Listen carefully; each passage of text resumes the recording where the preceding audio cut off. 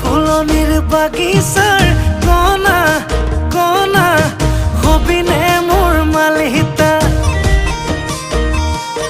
তোকে ভাবি লিখো কবিতা জাননে জাননে যাদৰে ঐ বিচনাত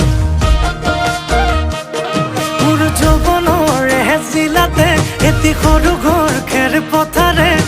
সাজিমে মই তোৰে লগতে দেহি পাহাৰ বগাই বগাই চেনি মাই কপ ফুল নানো গৈ চেনি মাই খোপাতে দিব